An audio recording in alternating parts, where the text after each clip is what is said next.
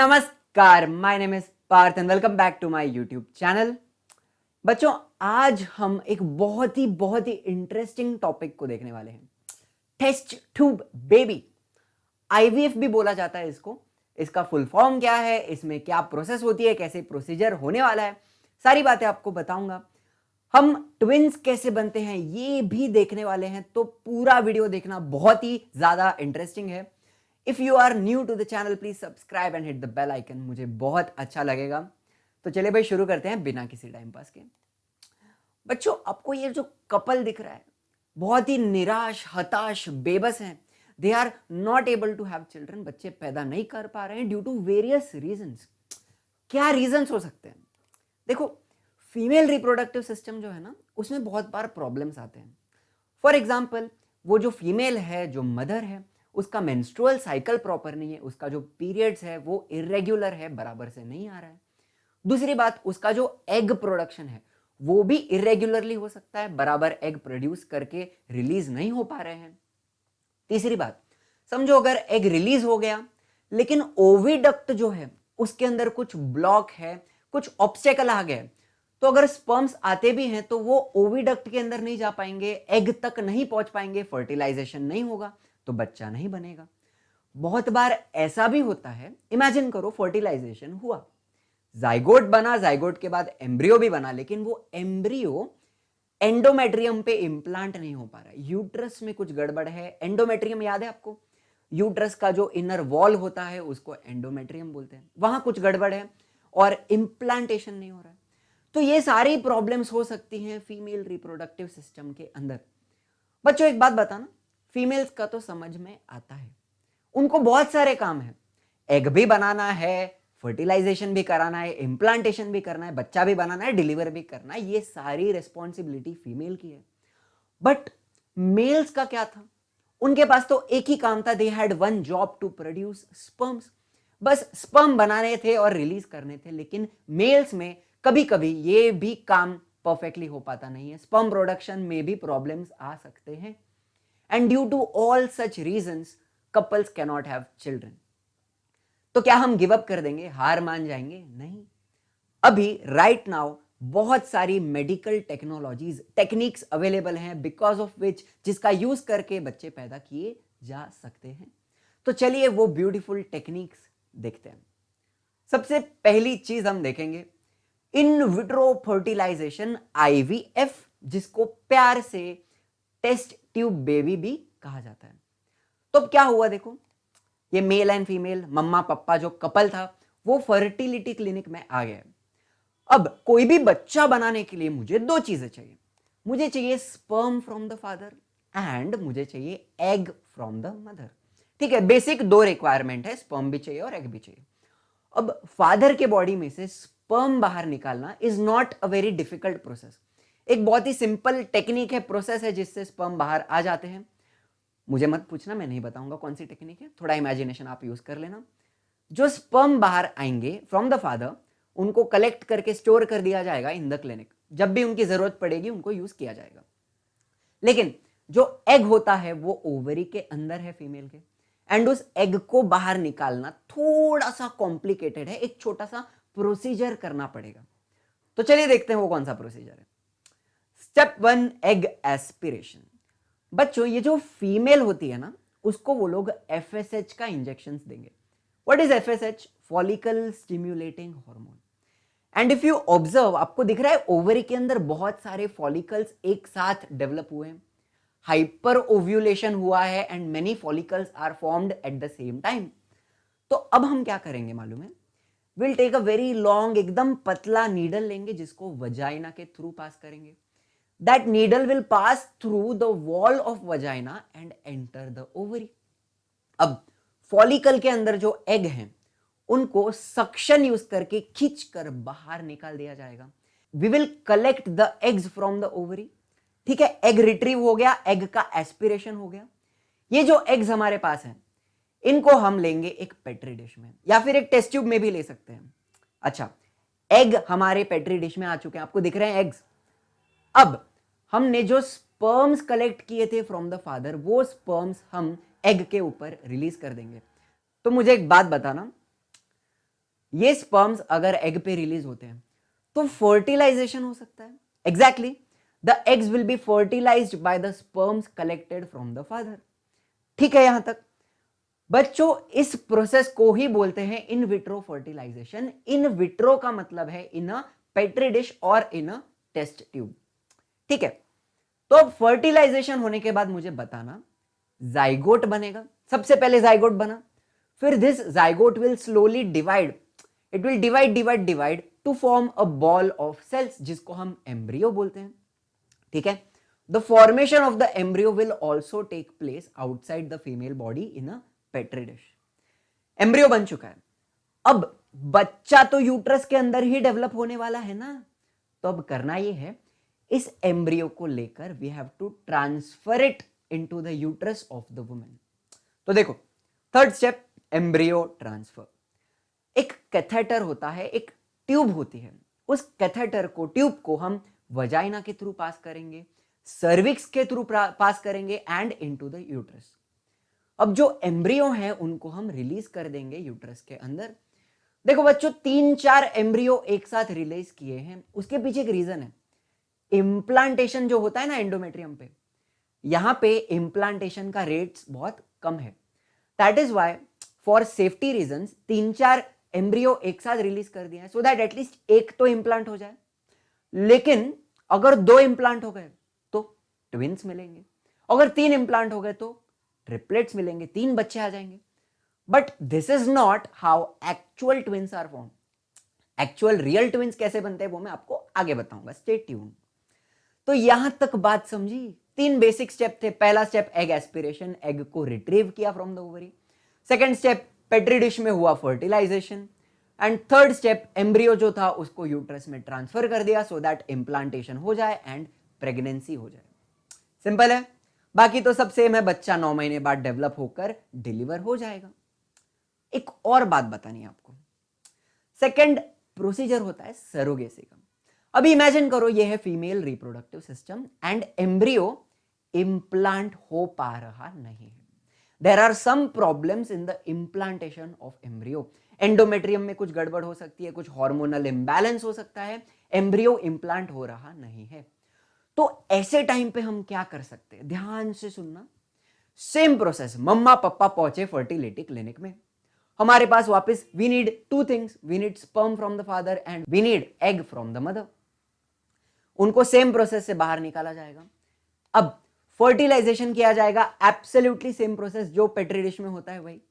Zygote बनेगा, zygote will develop into a embryo. यहां तक प्रोसेस एकदम सेम है। अभी जो एम्ब्रियो बना है इसको हम इंप्लांट करेंगे इन सम अनदर वुमेन, किसी दूसरे वुमेन के यूट्रस में इंप्लांट किया जाएगा and this woman is called as surrogate mother. इसका काम एकदम सिंपल है, she just has to develop the baby. तो आफ्टर 9 मंथ्स वो पूरा बेबी डेवलप करेगी एंड उस बेबी को she will give it back to the couple. तो यहां पे मुझे एक बात बताना, एक सिंपल सी बात, सरोगेट मदर का कंट्रीब्यूशन क्या था? सिर्फ उसने बेबी को डेवलप किया अपने यूट्रस में फॉर 9 मंथ्स। स्पर्म तो फादर का ही था, एग भी मदर का ही था, मतलब जीन्स किसके हैं? पेरेंट्स के ही हैं। सिर्फ डेवलपमेंट किसके अंदर हुआ? सरोगेट मदर के अंदर हुआ। इतनी सी है बात। यहां तक बात समझ में आई है? तो चलो थोड़ा आगे जाते हैं। देखो बच्चों, फीमेल में होने वाले प्रॉब्लम तो हमने देखे, इंप्लांटेशन में प्रॉब्लम हो रहा था, लेकिन मेल्स में भी तो प्रॉब्लम है ना, स्पर्म बनाते वक्त बहुत सारे प्रॉब्लम होने वाले हैं। तो सबसे पहला problem, absence of sperms in the semen. Absence मतलब एकदम जीरो नहीं है, बट उनकी क्वांटिटीज बहुत कम है। हमने बात की है ना कि मैक्सिमम स्पर्म्स वजाइना में, यूट्रस के अंदर ही मर जाते हैं, थोड़े से स्पर्म एग तक पहुंच पाते हैं। तो अगर क्वांटिटी ही कम है तो कुछ भी स्पर्म एग तक नहीं पहुंचेंगे एंड फर्टिलाइजेशन नहीं होगा, बच्चा नहीं बनेगा। ये एक बात हुई। दूसरी बात, स्लो मूवमेंट ऑफ स्पर्म, मतलब बहुत सारे एबनॉर्मल कुछ स्पर्म होंगे जिनका मूवमेंट बहुत स्लो है, वो लोग बीच में ही दम तोड़ देंगे, एग तक पहुंचेंगे ही नहीं, फर्टिलाइजेशन नहीं होगा, बच्चा नहीं बनेगा। तीसरी बात हो सकती है एनोमैलीज इन द स्पर्म। ये इमेज में देखो, लेफ्ट वाला स्पर्म ठीक ठाक है, लेकिन राइट वाले के 2-2 हेड हैं। कभी कभी ऐसा होता है स्पर्म को 2-2 टेल आ जाती हैं। तो ऐसी सारी एबनॉर्मेलिटीज भी हो सकती हैं स्पर्म प्रोडक्शन में। तो ये सारे प्रॉब्लम है स्पर्म में, ठीक है। तो अब मैं क्या करूं? कैन आई यूज किसी और का स्पर्म? बिल्कुल यूज कर सकते हैं, किसी और के स्पर्म से भी फर्टिलाइजेशन किया जा सकता है। तो स्पर्म कहां मिलेगा? अब मैं पान पट्टी पे जाके बोलेगा 5 रुपए का स्पर्म ऐसा पुड़ी में बांध के, मुझे नहीं मिलेगा। तो मैं कहां जाऊं? आपको पता है एक ब्लड बैंक होती है, अगर मुझे ब्लड चाहिए तो I can go to a blood bank. Similarly अगर मुझे स्पर्म चाहिए या सीमेन चाहिए, there is something called as a sperm bank और अ सीमेन बैंक। तो एक बात बताना, ब्लड बैंक में जो ब्लड था वो किसी ने तो डोनेट किया था, तो वैसे ही सीमेन बैंक में जो सीमेन है वो कोई डोनेट करेगा। तो चलो ये भाई साहब पहुंचे हैं डोनेट करने के लिए, तो इनका complete physical and medical checkup किया जाएगा, उनका जो स्पर्म है उसका टेस्टिंग किया जाएगा, क्रोमोसोमल डिसऑर्डर है, जेनेटिक डिसऑर्डर है, क्वालिटी ऑफ द स्पर्म, ये सारी चीजें टेस्ट की जाएंगी। फिर उन भाई साहब का स्पर्म कलेक्ट किया जाएगा एंड उसको स्टोर किया जा सकता है इन लिक्विड नाइट्रोजन। बच्चों लिक्विड नाइट्रोजन का टेम्परेचर होता है -198 degree Celsius, -198 degree Celsius. And ऐसा माना जाता है sperms can be stored indefinitely. मतलब अगर आज एक स्पर्म स्टोर किया है और उसको मैं 50 साल बाद भी यूज करूं तो वो स्पर्म काम करेगा, कुछ भी प्रॉब्लम नहीं आएगा। Are you understanding? तो ये पूरा आइडिया था about sperm bank. By the way, जिसने स्पर्म डोनेट किया है उसका आइडेंटिटी बताते नहीं है। Name of the sperm donor will be kept strictly a secret as per the law. बताना नहीं है, मुझे पता नहीं चलेगा वो स्पर्म किसका है। सिंपल। तो भाई चलिए देखते हैं ट्विंस कैसे बनते हैं, बहुत ही इंटरेस्टिंग चीज है, ध्यान से सुनना। 2 टाइप के ट्विंस होते हैं, कौन से टाइप के होते हैं, क्या डिफरेंस है, सारी चीजें बताऊंगा। अभी पहले यहां ध्यान दो, यह है फीमेल रिप्रोडक्टिव सिस्टम। और मुझे बताओ महीने में एक एग बनता है एक ओवरी के अंदर, यहां पे एक एग बना हुआ है लेफ्ट ओवरी में, आपको दिख रहा है। लेकिन अगर due to some reason, due to some unknown reason, दोनों ओवरीज में एग प्रोड्यूस हुआ, आपको दिख रहा है लेफ्ट राइट दोनों में एग आ गया है, एंड ये एग रिलीज हो गया इनटू द ओविडक्ट, ठीक है। फिर आए हमारे सिपाही, स्पर्म का एंट्री हुआ, एक स्पर्म गया एक ओविडक्ट में एंड धीरे धीरे जाके वहां पे उसने फर्टिलाइजेशन किया। फिर एक स्पर्म गया दूसरे ओविडक्ट में, राइट वाले, एंड वहां पे भी जाके फर्टिलाइजेशन हुआ। तो भाई कितना फर्टिलाइजेशन हुआ? दोनों ओविडक्ट के अंदर हुआ। नाउ माय क्वेश्चन इज, ये जो दोनों स्पर्म है लेफ्ट एंड राइट में, उनका जीन्स अलग होता है, एग्स का भी जीन्स अलग होगा। बच्चों गैमेट्स जो है sperm and egg, they are produced by the process of meiosis. And meiosis में आपको पता है क्रॉसिंग ओवर होता है क्रोमोसोम्स के बीच में, जेनेटिक रिकॉम्बिनेशन होता है, एंड बिकॉज ऑफ विच ये दोनों स्पर्म एंड दोनों एग, इनका जीन्स अलग है। अगर जीन्स अलग है तो कैरेक्टर्स भी अलग होंगे, यस और नो? तो मुझे बताओ यहां पे कितने जाइगोट बने? 2। एंड ये दोनों जाइगोट में से जो बच्चे बनेंगे उनके कैरेक्टर्स अलग होंगे। हमने एक और चीज पढ़ी है कि sperms are of 2 types, one having X chromosome and one having Y chromosome. तो यहां पे एक लड़का बन सकता है, एक लड़की बन सकती है, या फिर दोनों लड़के होंगे या फिर दोनों लड़कियां बन सकती है, ठीक है। 2 जाइगोट हैं तो दोनों इम्प्लांट होंगे और 2 बच्चे मिलेंगे, बट ये दोनों बच्चे सेम दिखने वाले नहीं है। So such twins are called as dizygotic twins. Di क्यों बोला है? बिकॉज दोनों जाइगोट अलग हैं, 2 जाइगोट बने हैं, डाइजाइगोटिक ट्विंस। एंड ये आइडेंटिकल नहीं होंगे, characters will be different, so they are called as non identical twins. बिल्कुल बात समझ में आ गई है? ठीक है। तो हमने क्या बोला, बिल्कुल ऐसे दिखेंगे, they can both be brothers, या तो दोनों भाई हो सकते हैं, और बोथ कैन बी सिस्टर्स, और एक भाई होगा और एक बहन होगी, a brother and a sister. Simple, dizygotic twin समझा?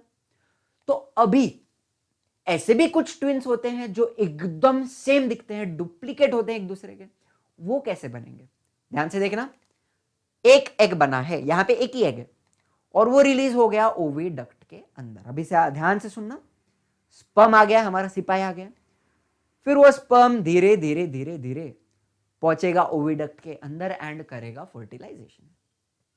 एक जाइगोट बना, एक ही जाइगोट है and that zygote will develop into an embryo. यहां तक सब कुछ सेम था, एम्ब्रियो बना, लेकिन due to some unknown reason, unknown बोल रहा हूं बिकॉज डॉक्टर्स को भी इसका रीजन पता नहीं है, साइंटिस्ट लोग को भी इसका एग्जैक्ट रीजन पता नहीं है, ये एम्ब्रियो स्प्लिट हो जाता है, टूट जाता है इनटू टू डिफरेंट पार्ट्स।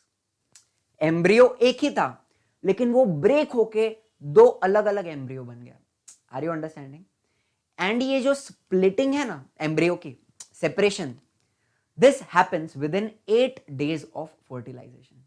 मतलब अगर आज फर्टिलाइजेशन हुआ है तो आज से लेके 8वें दिन के अंदर ये स्प्लिट हो जाना चाहिए। इफ 8 days के बाद स्प्लिट होता है तो कुछ प्रॉब्लम्स हो सकते हैं, वो जो मैं आपको बताऊंगा। यहां तक बात समझ में आई है? With in 8 days embryo split हो गया। तो अब मुझे बताओ, दोनों एम्ब्रियो इंप्लांट होंगे, दो बच्चे बनेंगे, लेकिन दोनों के जीन्स, दोनों के कैरेक्टर्स सेम रहने वाले हैं। एंड जाइगोट कितना बना था? एक ही बना था ना। तो such twins are called as monozygotic twins because एक ही जाइगोट से दोनों बने हैं। Are you understanding? And they will be identical to each other like this. तो यहां पे या तो दोनों भाई होंगे या तो दोनों बहनें होंगी and they will be same to same, same set of genes है दोनों में, तो उनका कैरेक्टर्स, उनका अपीयरेंस, उनका जेंडर सब कुछ रहेगा डुप्लीकेट, एकदम सेम टू सेम। तो दो टाइप के ट्विन समझे, डाइजाइगोटिक जो अलग दिखेंगे एंड मोनोजाइगोटिक जो सेम सेम दिखेंगे। लेकिन इसमें एक और गड़बड़ हुई, ध्यान से सुनना। मैंने आपको बोला splitting of the embryo should take place within 8 days of fertilization, लेकिन गलती से if the cells of the embryo divide after 8 days from the formation of zygote, 8वें दिन के बाद, तो ये जो एम्ब्रियो है ना वो पूरी तरह स्प्लिट नहीं हो पाता है। उसके कुछ सेल्स बीच में जुड़े हुए हैं, अभी भी ज्वाइंट है, दोनों एम्ब्रियोज अभी भी ज्वाइंट हैं। एंड अगर ऐसे एम्ब्रियो इंप्लांट होंगे एंड बेबी डेवलप होगा तो वो बेबी का भी कुछ पार्ट्स, कुछ ऑर्गन्स ज्वाइंट होगा। तो यहां क्या होगा? सी, ऐसे जो ट्विन्स हैं ना जिनके बॉडी पार्ट्स ज्वाइंट हैं, they are called as Siamese या फिर कॉन्जॉइंड ट्विन्स, राइट? कॉन्जॉइंट मतलब उनका बॉडी पार्ट्स ज्वाइंट है, some part of their body is conjoint. यहां पे तो आपको दिख रहा है कि हेड ज्वाइंट है।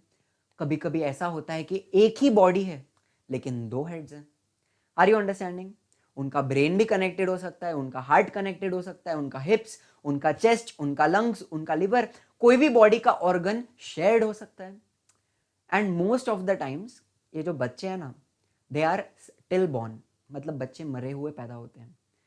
बहुत बार ऐसा भी होता है कि अगर बच्चे जिंदा पैदा हुए तो वो सिर्फ 1 दिन या 2 दिन तक जी पाते हैं। बहुत कम केसेस ऐसे होते हैं जहां पे they are able to survive for longer durations. And अगर वो बड़े हो पाते हैं तो सर्जिकली उनको सेपरेट भी किया जा सकता है, डिपेंडिंग ऑन कौन सा बॉडी पार्ट शेयर्ड है। एंड वो सर्जरी भी बहुत रिस्की है, या तो दोनों बच्चे मर सकते हैं उसमें या तो एक मर सकता है। एंड अगर सक्सेसफुल हुआ तो दोनों बच्चे सक्सेसफुली सेपरेट भी किए जा सकते हैं। Are you understanding? तो this was everything about IVF, test tube baby कैसे बना, ट्विंस कैसे बने, ये सारी बातें आपको मैंने बताई है। आई होप आपको लेक्चर अच्छा लगा है। अगर सच में अच्छा लगा है, मजा आया है, तो एक लाइक, शेयर और सब्सक्राइब तो दे दो यार। एंड बस और कुछ नहीं, ज्यादा नहीं पकाऊंगा। Thank you very much.